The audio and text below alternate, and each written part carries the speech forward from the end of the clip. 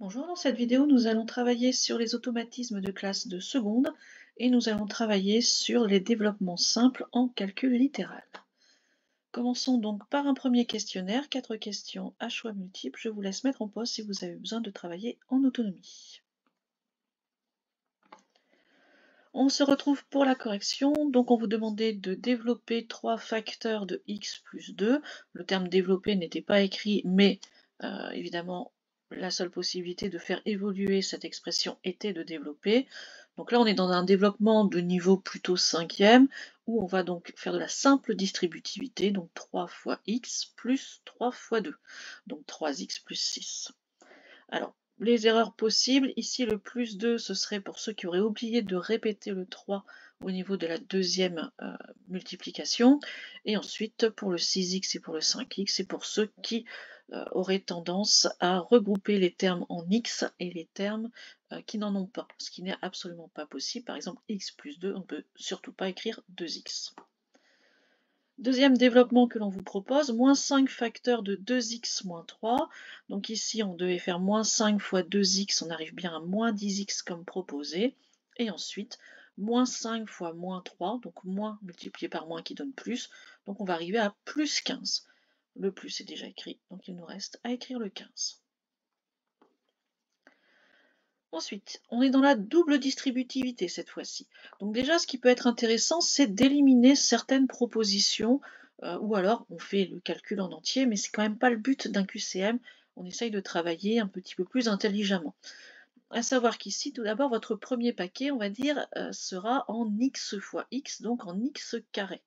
Donc il n'y a pas de raison d'obtenir une expression qui n'a pas de x carré. Donc on sait déjà que 2x plus 3 doit être enlevé. Ensuite, le paquet final, celui qui n'aura pas de x, 1 fois 3, 3. Bon, là on n'a pas de chance, sur les 3 propositions restantes, on a le plus 3 qui apparaît. Donc vraiment, l'enjeu, ça va être de calculer le nombre de x. Donc on a encore 2 flèches qu'on n'a pas faites dans le développement, le x fois 3, donc 3x, et 1 fois x, x. Donc on est à 3x plus x, on est donc à plus 4x. Voilà ce qui nous permet de choisir la deuxième solution. Et enfin pour celui-ci, même principe, je vous propose d'abord de travailler sur les 2 paquets extrêmes, celui en x carré et la constante, et seulement après de revenir sur les paquets en x. Donc au niveau du x carré, on va avoir moins 7x fois moins 2x. Donc moins 7 fois moins 2, on est à plus 14x carré. Donc déjà on est uniquement sur ces 2 réponses centrales. Ensuite, en paquet final, nous avons plus 3 fois moins 1, donc on est à moins 3, ça ne va pas nous permettre de départager. Bon, après, on s'attend à avoir un paquet en x, mais après tout, c'est possible que ça s'annule. Donc on va essayer ici, moins 7x fois moins 1, on va donc arriver à plus 7x, et 3 fois moins 2x, on est à 6x. Donc on est à 7x moins 6x. On est donc à 1x, donc 14x carré plus x moins 3.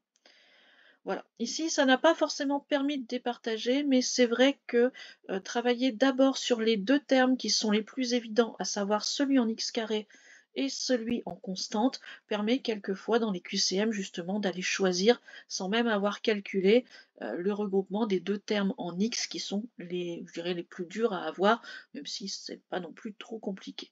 Je vous conseille évidemment d'aller faire un petit brouillon, et vraiment le conseil principal, c'est de bien faire attention à vos signes. Voilà, on se retrouvera sur une deuxième série pour pouvoir continuer à travailler ce sujet. Au revoir.